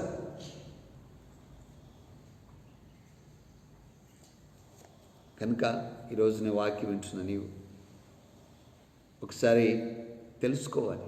తప్పిపోయిన కుమారుడు తెలుసుకున్నాడా లేదా? తెలుసుకున్నాడు. నువ్వు నడుస్తున్న నడవడి ఏంటో నీకు తెలియాలి. నీకు తెలిసి కూడా అలాగే ప్రవర్తించను అనుకో, నిన్ను మార్చడం చాలా కష్టం. అందుకని దేవుడు జ్ఞాపకం తెచ్చుకున్నాడు. తప్పిపోయిన కుమారుని ఎలా జ్ఞాపకం తెచ్చుకున్నాడండి? మట్టివారమని జ్ఞాపకం తెచ్చుకున్నట్టుగా ఆయన కూడా మట్టివాడే, తప్పిపోయిన కుమారుడు కూడా మట్టివాడే. అతని జ్ఞాపకం తెచ్చుకుని ఆయన సన్నిధిలో తీసుకొచ్చుకొని అతన్ని ఘనపరుస్తున్నట్టుగా బైబిల్ సెలవిస్తాం. ఆమేన్. రోజు నీ మాటలు వింటున్న నీవు ఒకసారి గుర్తుపెట్టుకొని ప్రభు దగ్గర నువ్వు ఎదురు చూస్తున్న ఈ వాక్యాన్ని యేసయ్య కొరకు ఎదురు చూడాలి. నేను విడవని దేవుడు, ఎడబాయని దేవుడైనా నీ ప్రార్థనకు సమాధానం ఇవ్వగలిగినాడు. బలిపీఠం దగ్గర నువ్వు ఎలా అయితే అర్పణకి ఎలా వెళ్ళిపోతున్నావో, నిన్ను బాగు చేసి నిన్ను ఏలియా ఏ రీతిగా ఆ బలిపీఠాన్ని బాగు చేశాడు, నిన్ను కూడా యేసయ్య బాగు చేస్తున్నాడు. ఆమేన్. హల్లెలూయా. నిన్ను బాగు చేసి ఆయన స్థిరపరుస్తాడు. దేవుని కొరకు నువ్వు బ్రతకాలి. ఆ బలిపీఠం దేవునికి ఎవరికి ఉపయోగపడుతుందండి? దేవునికి ఉపయోగపడుతుంది. ఎవరికి ఉపయోగపడుతుంది? గడి చెప్పాలి. యేసయ్యకి ఉపయోగపడుతుంది. నువ్వు కూడా దేవునికి ఏమన్నా ఉపయోగపడుతున్నావా? దేవునికి ఏమైనా ఉపయోగపడుతున్నావా? అసలు నేను ఈ లోకానికి పంపించింది ఎందుకు తెలుసా? దేవుని స్తుతించడానికి పంపించాడు ఆయన. ప్రసంగిలో రాసి ఉంటుంది, మనం ఈ లోకానికి ఏమీ తేలేదు, మళ్ళీ వెళ్ళేటప్పుడు మళ్ళీ ఏమీ తీసుకెళ్ళాం. ఏమీ తేలేదు, ఏమీ తీసుకెళ్ళాం. మరి ఈ లోకంలో ఉన్నంతకాలం ఏం చేసి మనం బ్రతకాలి? అన్నము వస్త్రములు గలవారమై ఉండి అవి తింటూ మంచి డ్రెస్సులు వేసుకొని తిరిగి దేవుడిని కనపరచాలి. అందుకొరకు దేవుడు నిన్ను పంపించాడు. ఆమేన్. నీ ద్వారా దేవునికి మహిమ ఘనత రావటానికే దేవుడు నేను ఈ లోకానికి పంపించాడు. దాన్ని మర్చిపోతావు, ఏదేదో చేసుకొని కాలం ముగించుకొని వెళ్ళిపోతావు. నీ పరిస్థితి దారుణంగా ఉంటుంది. అందుకని ప్రభు నిన్ను అడుగుతున్నాడు, యేసు ప్రభు వైపు చూడండి, దేవుని సన్నిధిలో నువ్వు కనిపెట్టుకుని ప్రార్థించు. యెహోవా బలిపీఠము ఎలా ఉన్నదో ఒకసారి గుర్తుపెట్టుకో. నిత్యము మండుచున్న అగ్నిగుండం లాగుంది. బాప్తీసం ఇచ్చే యోహాను ఎలా ఉన్నాడు? అతడు మండుచున్న దీపమై ఉన్నాడు, ప్రకాశించుచున్న దీపం అంట. అతడు ఒక బలిపీఠం. నువ్వు రావాలి, దేవుని ఘనపరచాలి, ఆయన స్తుతించాలి, ఆయన ఆరాధించాలి. అప్పుడు దేవుడు నిన్ను మండిస్తాడు. ఆమేన్. హల్లెలూయా, హల్లెలూయా. నేను ఒక చిన్న మాట చెప్తాను మీకు, నిజ సంఘటన. ఒక వ్యక్తి దేవుడిని ఆరాధించేవాడు కాదు, ఒక యవనస్తుడు. అయితే ఒక ప్రాంతానికి నేను వెళ్ళినప్పుడు ప్రేయర్ చేయించుకోవడానికి వచ్చినప్పుడు ఆ వ్యక్తిని బాగా చదువుకున్నాడు, ఉద్యోగం లేదు. ప్రార్థన చేసినట్టు ఏంటి విషయం అని అడిగితే, ఉద్యోగం లేదు పాస్టర్ గారు, ప్రార్థన చేయరా, ఉద్యోగం కావాలని. అప్పుడు నేను చెప్పాను, రోజు ప్రేయర్ చేసుకో, దేవుళ్ళు నడుస్తూ ఉండు, ప్రభు నిన్ను స్థిరపరుస్తాడు, ఒక ఉన్నతమైన స్థానంలో దేవుడు పెడతాడని చెప్పాను. అప్పటి నుంచి తరచుగా ఎవ్రీ సండే ఫాస్టింగ్ ప్రేయర్స్ అయినా అయినా సరే చర్చలు జరిగినప్పుడు వస్తూ వెళ్తూ ఉన్నాడట. నేను ఆ ప్రాంతానికి వెళ్ళినప్పుడల్లా నన్ను కూడా కలుస్తున్నాడు, అస్సలు మిస్ అయ్యాడు కాదు. రాను రాను అలాగా అతనిలో దేవుళ్ళో ఆత్మీయత పెరిగింది, అతనిలో దేవునికి బాగా దగ్గరయ్యాడు. ఇతనికి దర్శనాలు కూడా దేవుడు ఇవ్వటం మొదలుపెట్టాడు. దేవుడి జ్ఞాపకం తెచ్చుకుంటున్నాడు ఆ వ్యక్తిని. ఆ తర్వాత నేను ప్రేయర్ చేసినప్పుడు యూకే పంపిస్తా, అక్కడ పిఆర్ ఇస్తా అన్నాడు. ఆప్షన్ లేదు అతనికి, అసలు ఏం లేదు. అసలు ఎలా నోరెళ్ళ పెట్టాడు అంతే. ఇది ఎలా సాధ్యం అన్నాడు. ఏమో అండి, దేవుడు తీసుకెళ్తాడంట అని చెప్పేసి అన్నాను. చెప్పిన 1 ఇయర్కి వెళ్ళిపోయాడు. ఈజ్ ప్రజెంట్ ఈ రోజు వరకు యూకేలోనే ఉన్నాడు. సభలు కూడా దేవుని మైపురదా గట్టి కొట్టాలి. హల్లెలూయా. ఈ రోజు వరకు యూకేలోనే ఉన్నాడు ఆయన. అతడు వెళ్ళగానే మర్చిపోకుండా నాకు అక్కడి నుంచి ఫోన్ చేసి, అయ్యా నేను ఇక్కడున్నా, అతనికి పెళ్ళయింది, ఇక్కడే పిల్లలు, భార్య పిల్లల్ని ఎలా పోషించాలో అర్థం కావట్లే, ప్రార్థన సరిగ్గా చేసుకోలేడు, బైబిల్ సరిగ్గా చదవలేడు, లోక సంబంధమైన అలవాట్లో ఉన్నాడు, ఎలా బ్రతకాలో తెలియని పరిస్థితిలో ఉన్నాడు, ఏం చేయాలో అర్థం కాని పరిస్థితిలో ఉన్న తన లైఫ్ని ఎప్పుడైతే దేవుని దగ్గరకు వచ్చాడు, దేవుడు అతని జ్ఞాపకం తెచ్చుకున్నాడు. ఈ రోజున యూకేలో ఉన్నాడు. వెళ్ళి అక్కడికి వెళ్ళి అక్కడుండి ప్రార్థన చేసుకుంటూ ఉన్నాడు ఒక రూమ్లో. జాబ్ అదే వచ్చేసింది. ఆమేన్. మొదటి జీతం అంతా దేవునికి పంపించేశాడు. అసలు నాకు ఆశ్చర్యం అనిపించింది. వాళ్ళ తమ్ముడు ఇక్కడ ఉంటాడు ఇండియాలో. ఆ జీతం తీసుకుని వచ్చి నా దగ్గరకు వచ్చి అన్నాడు, అన్నయ్య పంపించాడయ్యా, మీకు ఏమన్నాడు. నాకు ఇచ్చితే నేను అనుకున్నా ఎందుకు అన్న, అది అన్నయ్య అక్కడ మంచిగా సెట్ అయిపోయింది అయ్యా, అక్కడే ఉండాలి, పిఆర్ రావాలని ప్రార్థన చేయండి మళ్ళీ ఒకసారి అన్నారు. ప్రార్థన చేశాను, ఇప్పుడు అక్కడే ఉన్నాడు ఆ వ్యక్తి. ఆమేన్. దేవుడి చేస్తాడు, ఇది యేసయ్య చేస్తాడు. నిన్ను జ్ఞాపకం తెచ్చుకుంటే నీ ద్వారా ఆయన మహిమపరచబడాలి అనుకుంటే ఏ మూలను కూర్చున్నా నీ దగ్గరకు వస్తాడు ఆయన. ఆమేన్. వస్తాడా రాడా? వస్తాడు రాడా? వస్తాడు. కనుక నువ్వు ఎప్పుడు స్తుతులు మర్చిపోకుండా ప్రార్థన చేసుకోవాలి. ఆయన నామస్మరణ ఎప్పుడు కూడా నీలో ఉందనుకో, నేను స్థిరపరుస్తాను. 63వ కీర్తన 5వ వాక్యం చదవండి. 63వ కీర్తన 5వ వాక్యం చదవండి ఒకసారి. 63వ కీర్తన 5వ వాక్యం. కొవ్వు మెదడు నాకు దొరికినట్లుగా నా ప్రాణం తృప్తి పొందుతున్నది. 4వ వాక్యం చదవండి. నా మంచం మీద నిన్ను జ్ఞాపకము చేసుకొని రాత్రి జాములు యందు నిన్ను ధ్యానించున్నప్పుడు.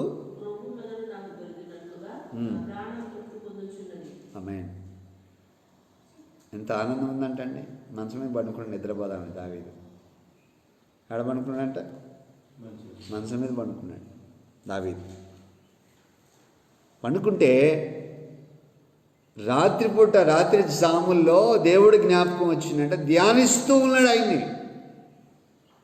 తేలిపోతున్నాడు, ఆత్మలో తేలిపోతూ ఉన్నాడు. ఎంత బాగుంది. నిద్ర పెట్టేంతవరకు నువ్వు ధ్యానిస్తావు దేవుణ్ణి. మీరు ధ్యానిస్తారా? మీరు మీ గురించి చెప్పండి. ధన్యులు మీరు అట్లా చేస్తే, ఆయన ఆరాధించి ఆయన సన్నిధిలో కనిపెట్టుకుని ప్రార్థన చేస్తే మిమ్మల్ని విడిచిపెట్టాడు ఆయన. ఆమేన్. యేసయ్య మిమ్మల్ని విడిచిపెట్టాడు. ధ్యానిస్తూ దేవుణ్ణి గణపరుస్తూ ఆయన స్తుతిస్తూ ఉన్నాడు. ఆయన ఉన్నతమైన స్థానం ఆయనకు వచ్చింది. మీకు ఇలాంటి కృప కలుగునుగాక. ఆమేన్. పరిశుద్ధాత్మ దేవుడు మీ జీవితంలో గొప్ప మెరికలు చెరుగునుగాక. మిమ్మల్ని విడిచిపెట్టడు. వెన్నటి కాసి దేవుడు, మిమ్మల్ని భద్రం చేసి నడిపించే ఉన్నతమైన దేవుడు మీకు సహాయం చేస్తాడు. అందుకని నువ్వు ఎప్పుడు బలిపీఠం మీద నిప్పులు ఆరిపోకుండా ఎలా ఉన్నదో నీ జీవితం దేవుని సన్నిధిలో ఎప్పుడు స్తుతియాగం నీ నోట రావాలి. ఎప్పుడు మండుస్తూ ఉండాలి, దేవుని కొరకు నిలబడాలి. ఇప్పుడు బాప్తిసం ఇచ్చే యోహాను ఎక్కడున్నాడండి? అరణ్యంలో ఉన్నాడు. ఎక్కడున్నాడు? ఇళ్ళ మధ్యలో ఉన్నాడా? ఎక్కడున్నాడు ఆయన? అరణ్యంలో ఉన్నాడు. ఆయన అరణ్యంలో అక్కడ ఉంటే ఎవరు వెళ్ళారు? జనాలు వెళ్ళారా? ఆయనే వచ్చాడా? జనాలే అక్కడికి వెళ్ళారు. మనమందరం ఈ మందిరం కోసం ఇలాగా దేవుని సేవ కోసం మండుతున్నాం అనుకో, జనాలు ఎక్కడికి వస్తారా? మనం అక్కడికి పోతామా? గడి చెప్పండి. ఇక్కడికి వస్తారా జనాలు? అక్కడికి మనమే వెళ్ళిపోతామా పిలిచడానికి? బాప్తీసం ఇచ్చే యోహాను ఎలా మండాడో, మండుస్తూ ఉన్నప్పుడు యేసు ప్రభు జనాలను ఎక్కడికి ఆయన దగ్గర పంపించాడు, నీ దగ్గరికి అలాగ పంపిస్తాడు. దేవుడు ఈ మందిరాన్ని నింపును గాక. హల్లెలూయా. నింపుతాడు ఆయన. ఇప్పుడు ఈ మందిరాన్ని అప్పచెప్పేటప్పుడు మనం ఎవరైనా ఉన్నామండి? నేను ఒక్కడే ఉన్నా. ఇప్పుడు నింపుతలేదు దేవుడు? ఆయన నింపుతాడు. నింపుతాడా? నింపుడా? నింపుతాడు. ఫుల్గా నింపేస్తాడు. ఆయన పని ఆయన చేస్తాడు. ఇంకో మాట చెప్తాను మీకు. యేసు ప్రభు ఒక ప్లేస్లో కూర్చున్నాడు. అతను ఒక చోట కూర్చున్నాడు అంతే. కూర్చున్నందుకు దేశాలన్నిటికీ వెలుగు ఆవరించిందట. పరిగెత్తుకుంటూ జనాలు వచ్చారట అక్కడికి. వాళ్ళే వచ్చారు. రాబో దినాల్లో ఈ పరిచర్య లాగా అవునుగాక. అవుతుంది ఖచ్చితంగా. నాకున్న దర్శనం బట్టి దేవుడు ఖచ్చితంగా దేవుడు మెరికలు చేస్తాడు. ఖచ్చితంగా దేవుడు జరిగిస్తాడు. ఆమేన్. కనుక విశ్వసించండి, నమ్మిక ఉంచండి. దేవుని వైపు చూడండి, దేవుడు మిమ్మల్ని స్థిరపరుస్తాడు. పరలోకపు తండ్రి మిమ్మల్ని భద్రపరిచి నడిపించగలిగిన నమ్మదగిన దేవుడు మిమ్మల్ని విడిచిపెట్టాడు కనుక విశ్వసించండి, దేవుడు మీ జీవితంలో కార్యం చేస్తాడు. ఈ బలిపీఠం ఏ రీతిగా అయితే దేవుని కొరకు ఉపయోగపడుతుందో, నీవు ఉపయోగపడే బిడ్డలాగా యేసయ్య కనపడు. ఎవరికి ఉపయోగపడాలి? ఎంతసేపు నా పిల్లల కోసం, ఎంతసేపు నా దానికోసం దీనికోసం అని అనుకోకుండా దేవుని కోసం ఉపయోగపడు, దేవుని పనులు చేస్తూ ఉండు. యేసు ప్రభువే నేను గొప్ప చేస్తాడు. యేసు ప్రభువే వచ్చి నేను స్వయాన కలుసుకుంటాడు, నేను స్థిరపరుస్తాను. ఆమేన్. హల్లెలూయా. దేవుడు నీకు సహాయం చేసి నడిపిస్తాడు. నిన్ను విడిచిపెట్టాడు. నిన్ను మనసారా దేవుడు దీవిస్తాడు, మనస్ఫూర్తిగా దేవుడు దీవిస్తాడు. మార్కు సువార్తలో 10వ అధ్యాయంలో, మార్కు సువార్త 10వ అధ్యాయం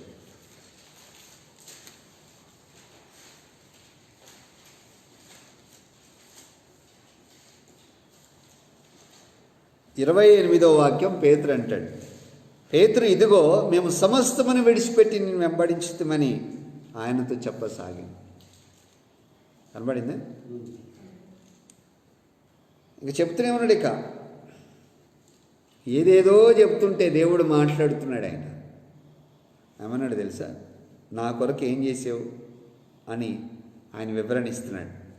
అందుకే ఇట్లా నేను నా నిమిత్తమును సువార్త నిమిత్తమును ఇంటినైనను అన్నదమ్ములైనను అక్కచెల్లెళ్ళైనను తల్లిదండ్రులైనను పిల్లలైనను భూములైన విడిచిపెట్టిన వాడు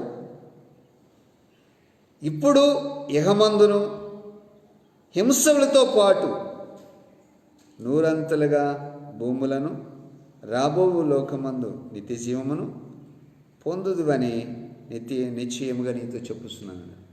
అంటే ఈ లోకంలో ఎత్తానన్నాడా ఈయనన్నాడండి? చెప్పండి గట్టిగా. ఇస్తానడా ఈయనన్నాడా? యేసయ్య కొరకు ఏ త్యాగం చేసి అది ఇస్తానన్నాడు. రిటర్న్ ఇస్తానన్నాడు. ఆయన రిటర్న్ ఇస్తానన్నాడా అనలేదా? నిశ్చయముగా నిజంగా ఇస్తా, రిటర్న్ ఇస్తా అన్నాడు. ఏది త్యాగం చేస్తే అది రిటర్న్ నీకు వస్తుంది. ఎన్ని రెట్లు వస్తుంది అంటే 100 రెట్లు, 100 30వ వాక్యం ఉంది, 100 ఇస్తా. ఆమేన్. ఎంత మంచి దేవుడు. ఏది ఉంచుకోడు ఆయన. నువ్వు ఆయనకి ఇచ్చింది ఏది కూడా ఉంచుకోడు ఆయన. రిటర్న్ మళ్ళీ ఇస్తాడు. Praise the Lord. హల్లెలూయా. ఈ వాక్యం వింటున్న మీరు ప్రభు కొరకు నిలబడండి. దేవుని సన్నిధిలో కనిపెట్టుకుని ప్రార్థించండి. ఇది జరిగిందంటారా? అపోస్తులందరూ సేవలోకి వచ్చిన తర్వాత ఆస్తులు, భూములు, ఇళ్ళు అమ్మి తీసుకొచ్చి పేతురు పాదాల దగ్గర పడేలా, అపోస్తుల పాదాల దగ్గర పడేలా, సమిష్టిగా ఉండి ఎవరికి కొదువు లేకుండా నేను బైబిల్ సెలవిస్తాను. నిన్ను కూడా అలాగే బ్లెస్ చేయనుగా. ఏదైతే యేసయ్యకి ఇస్తావో దేవుడు నీకు సహాయం చేస్తాడు. ఆమేన్. హల్లెలూయా. నేను మొన్న ఈ మధ్య ఒక ప్రేయర్ చేయడానికి వెళ్ళాను. సరే, నేను ప్రేయర్ చేసి ఒక ఇంట్లో మీటింగ్ అయిపోయింది. ప్రేయర్ చేసి ఇంటికి వచ్చేటప్పుడు వాళ్ళకు ఒక పాప ఉంది. పాప నేను రిటర్న్ వచ్చేటప్పుడు పిలిచింది, అంకుల్ ఇట్రా అని పిలిచింది. ఏంటమ్మా? ఒక్క నిమిషం కూర్చోండి అంది. లోపలికి వెళ్ళింది. ఆమె పాకెట్ మనీ దాచుకోవడానికి ఒక గురుగు ఉంటుంది కదా, దాన్ని బగలగొట్టింది, తీసుకొచ్చి ఇచ్చింది. అదేంటమ్మా అని చెప్పేసి అంటే, అసలు దాన్ని ఎవరిని ముట్టుకునేదట.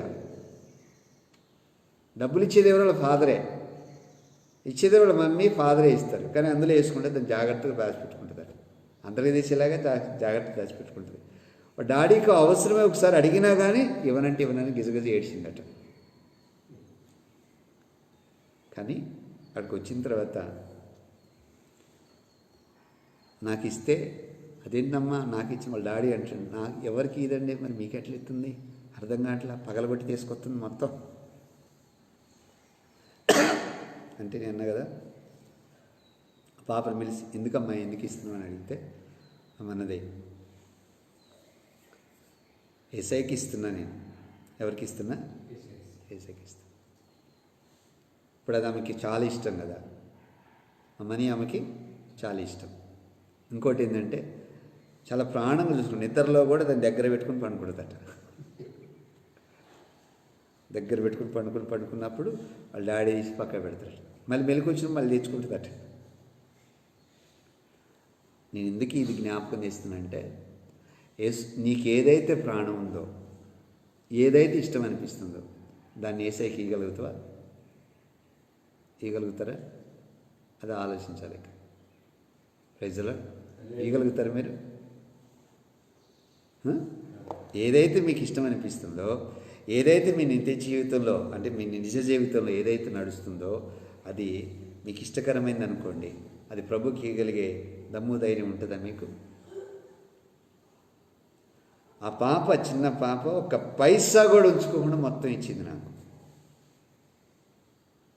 నాకు ఆశ్చర్యం అనిపించింది. అసలు ఉంచుకోవచ్చు కదమ్మా అని చెప్పేసి అంటే వద్దు, ఏసైకి ఇవ్వాలి.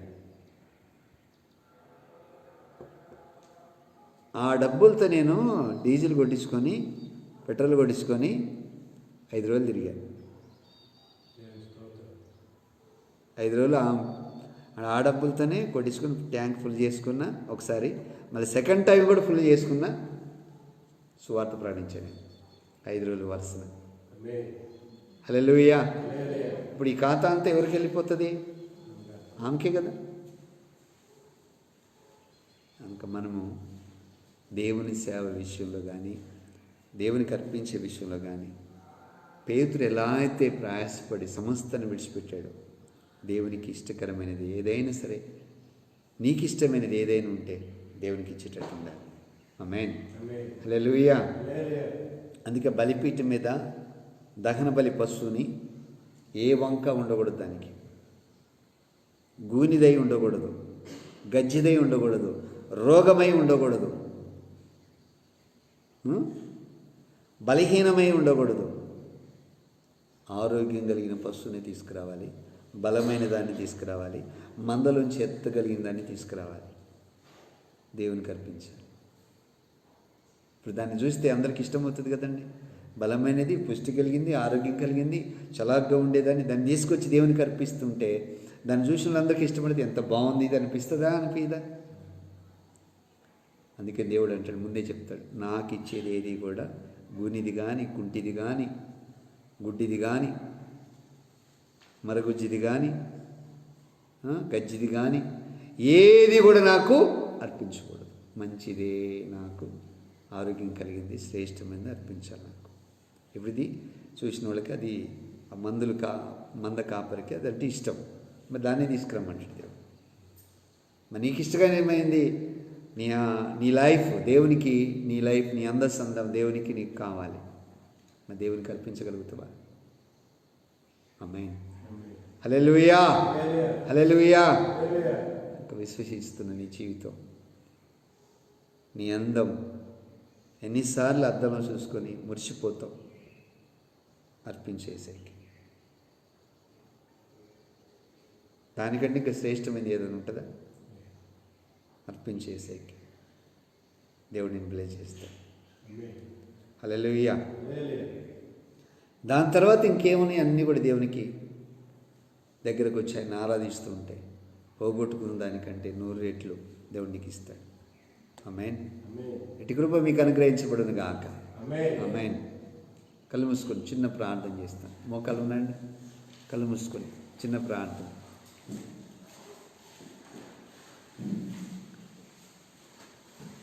మీలో ప్రేరేపణ కలిగిన వాళ్ళు మన మధ్యలో యోహాన్ గారు ఉన్నారు, ప్రార్థన చేస్తారు. చేయండి వాకింగ్ కోసం.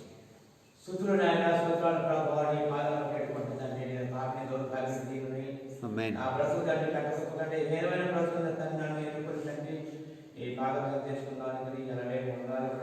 ఆమేన్. హల్లెలూయా హల్లెలూయా ఈ రెక్కల చాటున భద్రపరిచినందుకు ఎలాగొన్నారు తండ్రి. 2019 అంతా కాపాడి స్తోత్రం స్తోత్రం స్తోత్రం. చేసుకొచ్చి తండ్రి లాక్కొచ్చాం ప్రభా. ఆయన నీ పాదాలు పట్టి పెట్టుకుంటున్నాం ప్రభా. సగం పెట్టండి దీవించండి, సగం కాపాడి దీవించండి ప్రభా. ఆమేన్. ఆయన ఈ దేవాలయం చూసుకుంటే వీళ్ళందరినీ కూడా కాచి కాపాడండి నీ పాదాలు బట్టి. ఆ ప్రయాణంలో తోడుగా చేయడగా అండగా పండుగ ఉన్నందుకు నేను తండ్రి సారాంశంగా అమ్మాయిని చేసేందుకు నీకు వేలాది కోట్లాది వందనాలు ప్రభా అని తీసుకొచ్చినందుకు హల్లెలూయా హల్లెలూయా. నన్ను కాపాడడానికి మీరు ఎలాగే నాయనా కాపాడి నీ రెక్కల చాటును భద్రపరిచిన తండ్రి సారాంశంగా అమ్మాయిని చేసుకొచ్చినందుకు నీకు వేలాది కోట్లాది వందనాలు ప్రభా. నీ తండ్రి కార్యమంతట్లో తోడుగా ఉండండి. నా తండ్రి దైవసేవలు తండ్రి చెప్పిన వాక్యాన్ని బట్టి మమ్మల్ని దీవించండి, మమ్మల్ని కాపాడండి. మాకు మంచి మనుషుని మంచి ఆమేన్. దయచేసి కాపాడతామని నీ బాధలు బట్టి ఏడుకుంటున్న తండ్రి. మరి జరగాల్సిన ముందు కార్యక్రమం తోడుగా స్తోత్రమయ్యా స్తోత్రం స్తోత్రం స్తోత్రం. సంఘటన తండ్రి నీ నమ్ముకొని బిడ్డగా జీవించలాగా తండ్రి. నిన్నే నీ బాధలు బట్టి ఏడుకునే బిడ్డగా దయచేసి కాపాడతామని చెప్పిన వాక్యాన్ని బట్టి దీవిస్తామని మమ్మల్ని మా ప్రభు రక్షకుడు యేసుక్రీస్తు ద్వారా ఏడుకొచ్చున్నాం తండ్రి. ఆమేన్. పరిశుద్ధుడా మా తండ్రి నీకు వందనాలు స్తోత్రాలు. నీ బలమైన రెక్కల నీడలు మమ్మల్ని భద్రపరిచు. యెహోవా బలిపీఠం మీద నిత్యం అగ్ని మండుచుండులాగున మా జీవితాలు నీ సన్నిధిలో మండునగాక నా తండ్రి. అద్భుతం చేసి నడిపించండి. ఈ వాక్యం ఎందరైతే విన్నారో లైవ్ ద్వారా వారు ఆశీర్వదింపబడుదురుగాక. వారు నిత్యం మండేలాగా కృప దయచేయ. మండుసు సేవ చేయాలి ప్రభు దైవజనులు. మండుసునై నీ పరిచర్య చేయాలయ్యా విశ్వాసం. అలాంటి భాగ్యం కలగచేయి. ఏ ఒక్కరిని విడిచిపెట్టమా. వెన్నంటి కాసే దేవుడు, నమ్మదగిన దేవుడు, విడవక కార్యం చేసేది గొప్ప దేవుడు, పరిశుద్ధాత్మ దేవుడా విడవక కార్యం జరిగించి నడిపించమని, నీ నామ ఘనతల కొరకు మేము బ్రతుకున్నట్లు అద్భుతం చేయమని యేసు పరిశుద్ధ నామమున అడుగుచున్నాము తండ్రి. ఆమేన్ ఆమేన్.